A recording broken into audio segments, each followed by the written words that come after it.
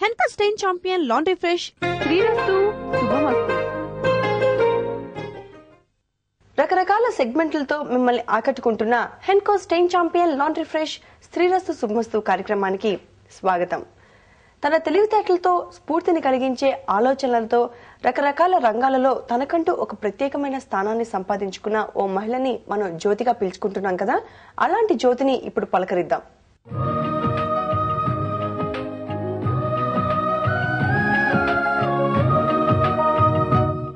జ్యోతి కార్యక్రమానికి స్వాగతం. ప్రతి వారం వివిధ రంగాల్లో నిపుణులైన ఓ జ్యోతిని మనం కలుసుకుంటున్నాం. అదేవిధంగా ఈ వారం Sai Bhavani super speciality hospitals director మరియు కన్సల్టెంట్ గైనకాలజిస్ట్గా ఉన్న డాక్టర్ భవానీ గారిని కలిసి వారు వృత్తిలో ఎంతో పేరు ప్రఖ్యాతులు సంపాదించారు. మరి ఇన్ని పేరు ప్రఖ్యాతులు సంపాదించడానికి కారణాలేంటి, వారి కృషి ఏంటి, వారి ద్వారానే తెలుసుకుందాం.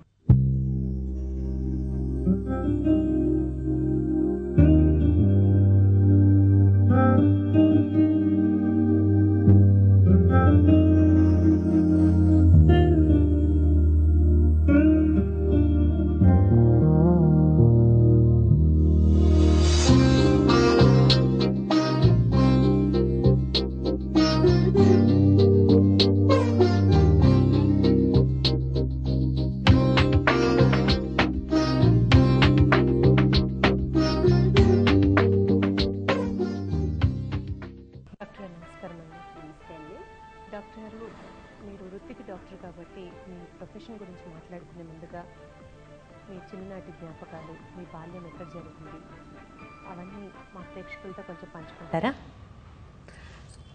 తప్పకుండానండి.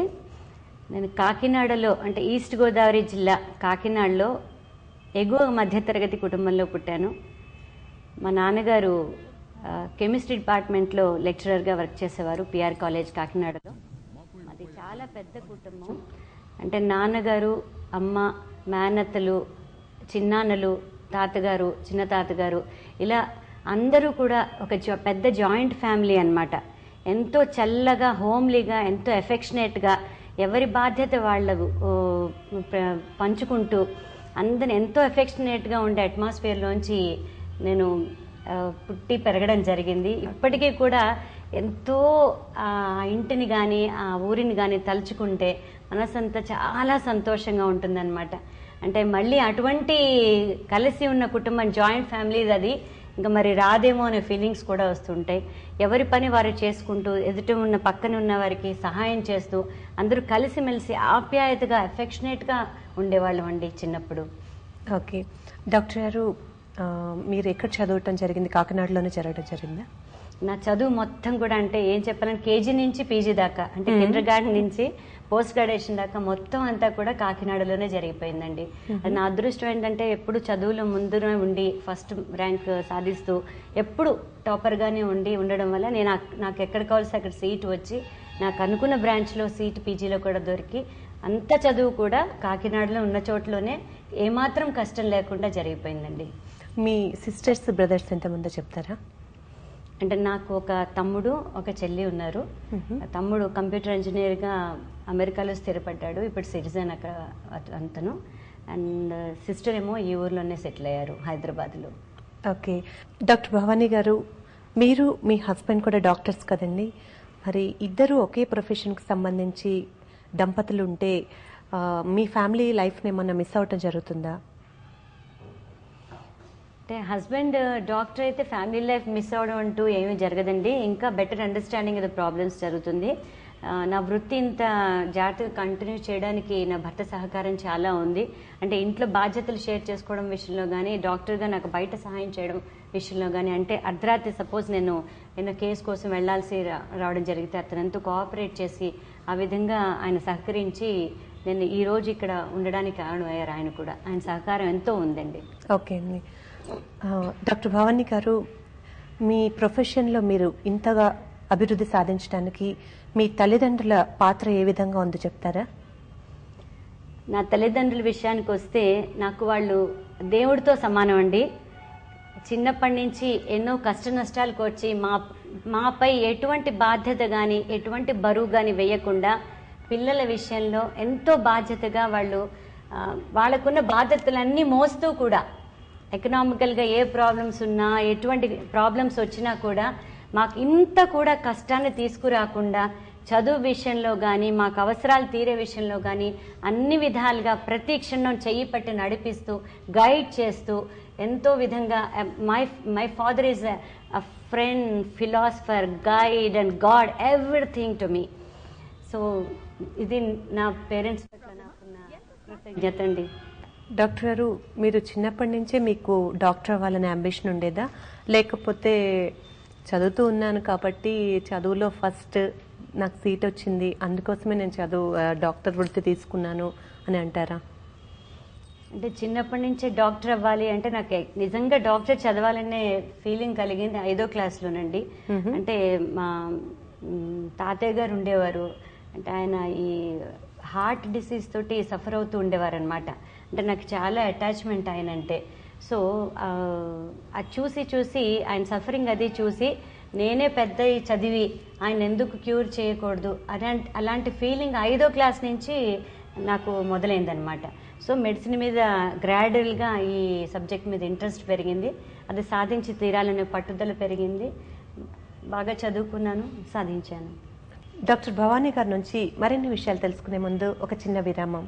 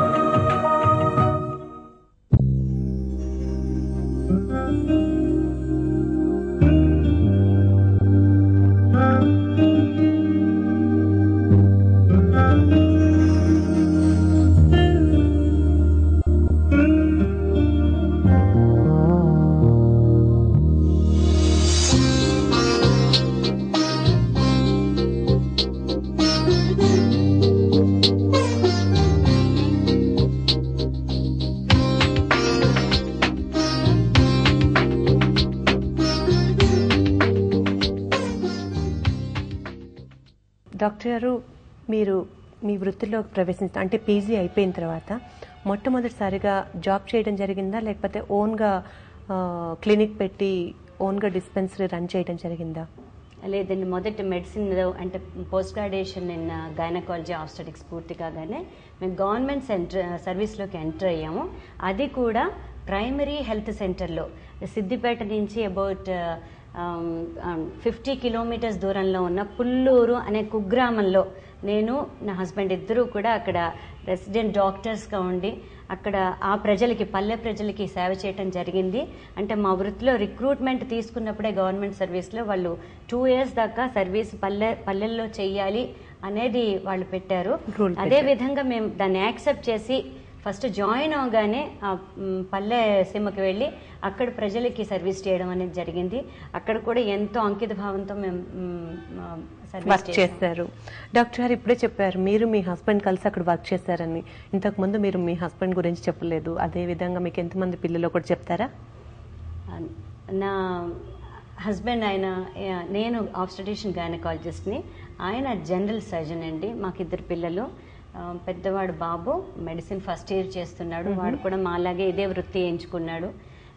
పాప 9th క్లాస్ చదువుతుందండి. ఓకే డాక్టర్ గారు, గైనకాలజీగానే ఎందుకు సబ్జెక్ట్గా తీసుకోవాలనుకున్నారు మీరు? గైనకాలజీ సబ్జెక్ట్గా తీసుకున్నానంటే నేను ఒక స్త్రీని. సో నా సాటి ఆడవారికి మ్యాక్సిమం అంటే పురుడికి సంబంధించిన మరణాలు కానీ, లేకపోతే బాలింత జబ్బులు కానీ, లేకపోతే ప్రెగ్నెన్సీలో ఉండగా ఎన్నో మరణాల సంఖ్య చూస్తూ ఉంటాం. సో వాళ్ళకి చేతనైనంత సహాయం చేసి వాళ్ళ ఆరోగ్యాన్ని సక్రమంగా రక్షిస్తేనే దేశానికి మనం ఎంతో విధంగా సేవ చేసిన వాళ్ళని అవుతాం. సో మెయిన్గా నా సాటి స్త్రీకి సహాయం చేయాలనే మంచి ఉద్దేశంతో ఈ బ్రాంచ్లో నేను అడుగుపెట్టానండి. ఓకే, మీరు మొట్టమొదటిసారిగా ఈ ఒక పల్లెలో స్టార్ట్ చేశారు జాబ్ చేయటం అని చెప్పారు కదా, మరి మీ మొదటి అనుభవం ఏ విధంగా ఉందో మా ప్రేక్షకులతో పంచుకుంటారా? అంటే ఆ రోజుల్లో 88, 87 రోజుల్లోనండి. ఇది పల్లెల్లో పని చేయాలంటే అది అప్గ్రేడెడ్ పిహెచ్సినే, కానీ ఫెసిలిటీస్ గవర్నమెంట్ హాస్పిటల్స్లో ఆ ఏరియాస్లో చాలా తక్కువ ఉంటాయి. నాకు టాలెంట్ ఉంది, కెపాసిటీ ఉంది, ఏ కేసు అయినా మేనేజ్ చేయగలంత కెపాసిటీ ఉంది.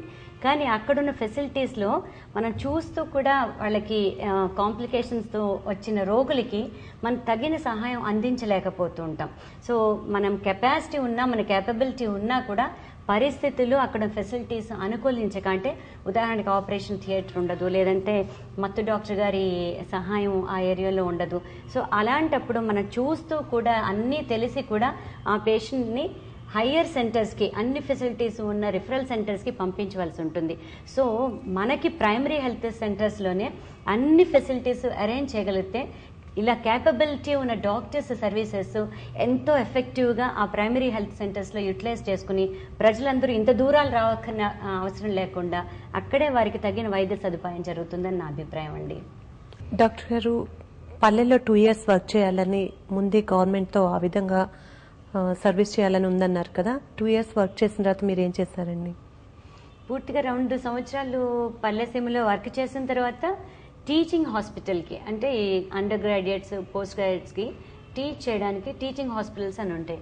సో వాటికి ట్రాన్స్ఫర్ అయ్యి అసిస్టెంట్ ప్రొఫెసర్గా నియమించబడ్డానండి నేను.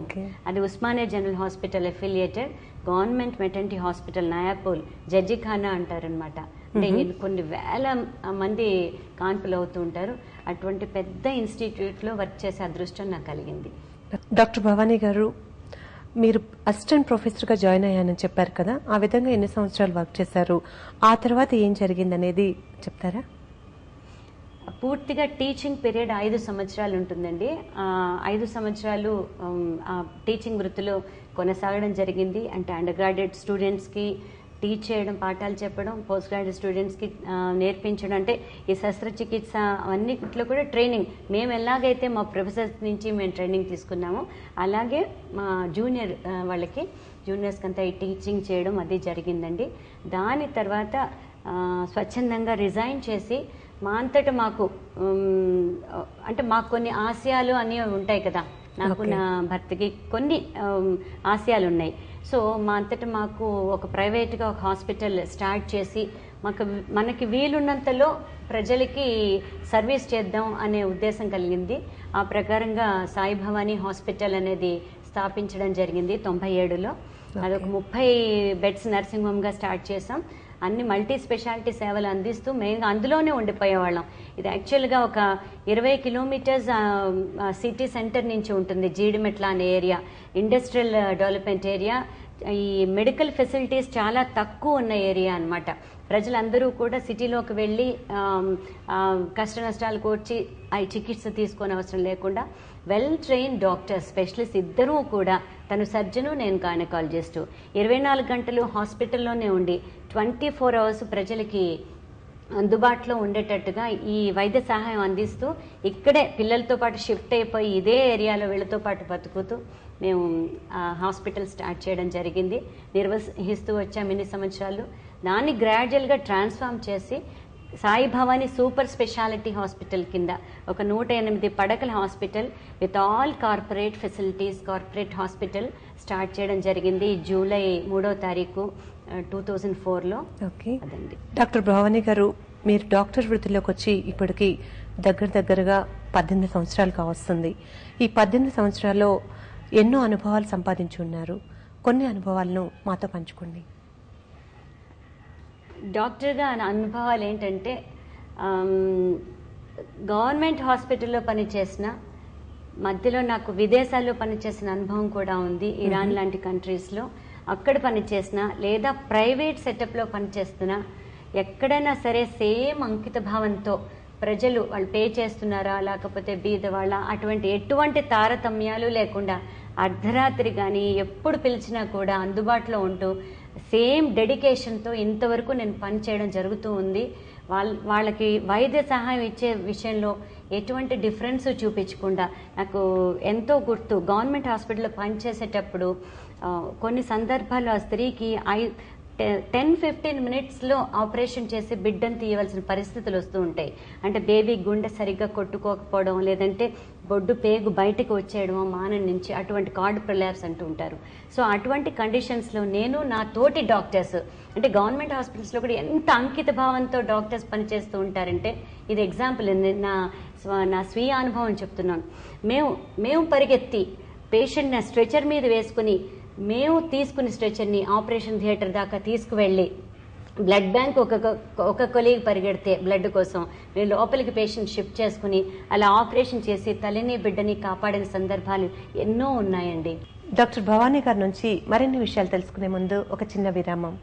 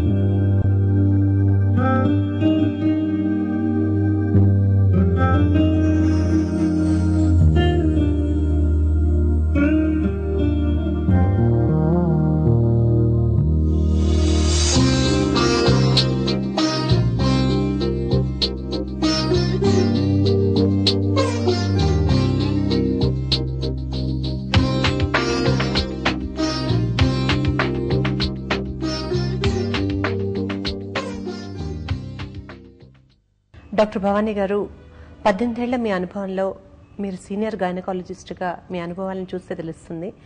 మీరు సామాజిక సేవ పరంగా ఇంకేమైనా చేస్తూ వస్తున్నారా? సామాజిక సేవా పరంగా అంటే 8 సంవత్సరాల నుంచి మా పేరిట, ఫ్యామిలీ పేరిట ఒక ట్రస్ట్ ఏర్పాటు చేయడం జరిగిందండి, మా ఫ్యామిలీ మెంబర్స్ కలిసి. ఆ ట్రస్ట్ నుంచి కూడా అవేర్నెస్ ప్రోగ్రామ్స్ కానీ, హెల్త్ క్యాంప్స్ కానీ, అంటే మారుమూల ఊళ్ళల్లోకి వెళ్ళి మా తోటి కలీగ్స్, అంటే లైక్ మైండెడ్ స్పెషలిస్ట్ అందరినీ తీసుకువెళ్ళి వాళ్ళ ద్వారా ఉచిత హెల్త్ క్యాంప్స్ చేయించడం కానీ, లేదా వాటిలో పాల్గొనడం కానీ, లేదంటే నారాయణ సేవ, స్వామి సత్యసాయి పేరిట నారాయణ సేవా కార్యక్రమాలు, ఆరోగ్య పథకాలు, ఇటువంటి సేవా కార్యక్రమాల్లో పాలు పంచుకోవడం, అవేర్నెస్ ప్రోగ్రామ్స్ మెయిన్లీ ఎవరైనా పిలిచి ఎయిడ్స్ గురించి మాట్లాడండి డాక్టర్ గారు అంటే దాని గురించి అవేర్నెస్ ప్రోగ్రాంలో మాట్లాడడం, లేదంటే స్కూల్స్లో కాలేజెస్లో వెళ్ళి అడల్ట్స్ అండ్ గైనకాలజీ ప్రాబ్లమ్స్ మీద మాట్లాడడం, కాంట్రసెప్టివ్ అవేర్నెస్ గురించి మాట్లాడడం, సో బ్రెస్ట్ ఫీడింగ్ గురించి మాట్లాడే ఇటువంటి సామాజిక కార్యక్రమాలు, అంటే హెల్త్ క్యాంప్స్ లేదా సేవా కార్యక్రమాలు, ఎడ్యుకేటివ్ ప్రోగ్రామ్స్, ఇలా ఎన్నిట్లో పాల్గొంటూనే ఉంటానండి నేను. ఓకే, మీరు ఏదైనా ఆర్గనైజేషన్స్కి సెక్రటరీగా, తర్వాత అంటే మెడికల్కి సంబంధించి ఉన్నాయి కదా మేడం, వాటి గురించి చెప్తారా? అంటే నేను Hyderabad association of obstetricians and గైనకాలజిస్ట్కి సెక్రటరీగా వర్క్ చేసి ఉన్నానండి. Plus Indian medical association AP స్టేట్కి చైర్పర్సన్ ఉమెన్ డాక్టర్స్ వింగ్కి అలాగా కూడా పనిచేశాను. And national standing committee for women డాక్టర్స్లో కూడా మెంబర్గా ఉన్నాను. ఆంధ్రప్రదేశ్ నర్సింగ్ హోమ్ అసోసియేషన్స్లో వెరీ యాక్టివ్ మెంబర్గా ఉన్నాను. సో ఈ అన్ని సొసైటీస్ ద్వారా కూడా మా డాక్టర్స్లో అందరిలో కలిసి, అంటే వాళ్ళ sharing of ideas about the medical profession అని, లేకపోతే కల్చరల్ యాక్టివిటీస్లో పాల్గొనడం, లేదంటే సర్వీస్ యాక్టివిటీస్లో పాల్గొనడం, లేదంటే డిఫరెంట్ స్టేట్స్ నుంచి కానీ, లేకపోతే డిఫరెంట్ నేషన్స్ నుంచి కానీ ఎమినెంట్ ఫ్యాకల్టీని అంటే తెప్పించి వాళ్ళ ద్వారా లెక్చర్స్ ఇప్పించడం, వాళ్ళ అనుభవాలు ఏంటి మెడికల్ ఫీల్డ్లో, అడ్వాన్సెస్ ఏంటి, and sharing the ideas with them, ఇవన్నీ కూడా ఎన్నో యాక్టివ్గా చేస్తూ ఉంటామండి. ఓకే, డాక్టర్ భవానీ గారు, డాక్టర్ భవానీ గారు అంటూ నేను ఈ క్వశ్చన్ అడిగితే సరదాగానే ఉంటుంది, ఎందుకంటే మీ ఫొటోస్ చూసామండి ఇందాక. కల్చరల్ యాక్టివిటీస్ అంటే మీకు చాలా ఇంట్రెస్ట్ అని అర్థమైంది. మీరు ఏ కల్చరల్ యాక్టివిటీస్లో పాల్గొన్నారు? కల్చరల్ యాక్టివిటీస్ అంటే నాకు చాలా ఇష్టమైంది మ్యూజిక్ అండి. అంటే చిన్నప్పుడు కొంచెం నేర్చుకున్నాను. I sing light music. And ఈ మా సొసైటీ ఆర్గనైజేషన్స్లో వాటిలో కల్చరల్ ప్రోగ్రామ్స్లో డాన్స్ ప్రోగ్రామ్స్లో పార్టిసిపేట్ చేయడం, like with my friends and colleagues, అవన్నీ కూడా ఎంజాయ్ చేస్తూ ఉంటాం చాలా మటుకు. ఓకే. ఈవెన్ డాక్టర్ వృత్తి అనేది చాలా సీరియస్ గా ఉండే వృత్తి అని అందరూ అనుకుంటూ ఉంటారు. దాంట్లో కూడా మీరు విభిన్నత చూపిస్తూ మీకు కావాల్సిన ఎంజాయ్మెంట్ అండ్ మీకు కావాల్సిన ఈ ఎంటర్టైన్మెంట్ ఏదైతే ఉందో అది కూడా మీరు ఎంజాయ్ చేస్తున్నారని ఆ ఫొటోస్ చూసినప్పుడే అర్థమైంది మేడం. మీకు బాబా అంటే చాలా ఇష్టమని అర్థమవుతుంది. ఆయన గురించి మీ అభిప్రాయాలు ఏంటి, మీ ఫీలింగ్స్ ఏంటో కొంచెం చెప్పండి. అంటే సత్యసాయి అంటే ఇప్పుడు నా ఉన్న ఫీలింగ్, ఆయన నా సర్వస్వం అండి. స్వామి పేరిటే ఈ Sai Bhavani super speciality hospital ఈ షాపూర్ నగర్లో స్థాపించడం జరిగింది.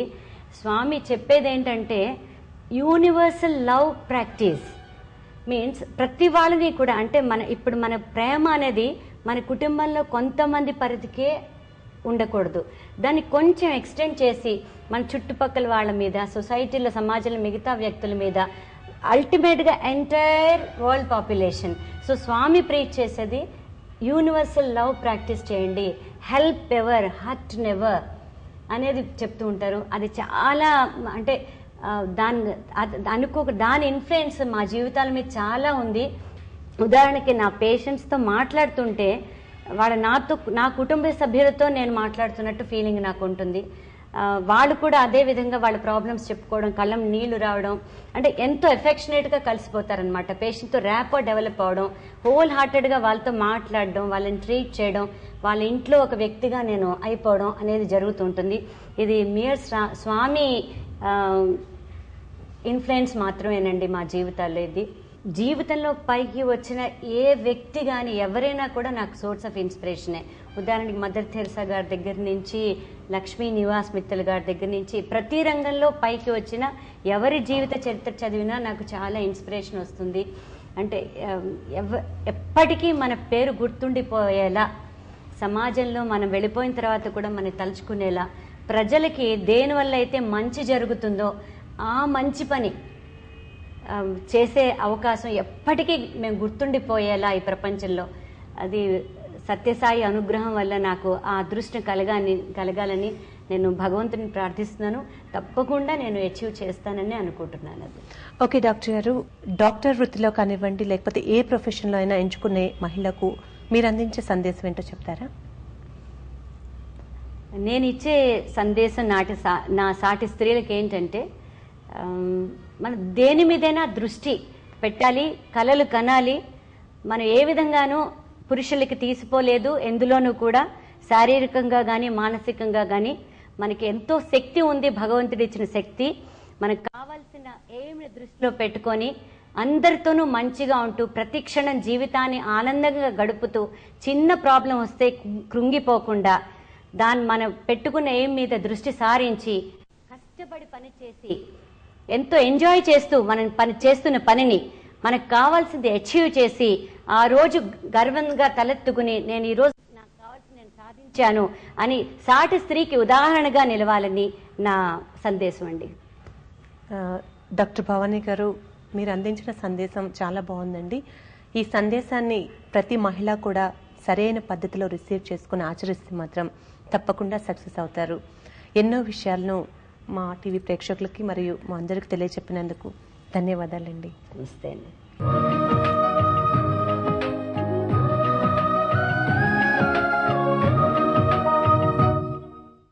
ఇప్పటి వరకు జ్యోతి కార్యక్రమంలో ఓ సక్సెస్ఫుల్ ఉమెన్ మనోభావాలను తెలుసుకున్నాం కదా. మళ్ళీ వచ్చే సోమవారం సాయంత్రం 4:30 గంటలకు హెన్కోస్ team champion laundry fresh Srirastu శుభమస్తు కార్యక్రమంలో టుడే స్పెషల్ తో కలుసుకుందాం. అంతవరకు నమస్తే.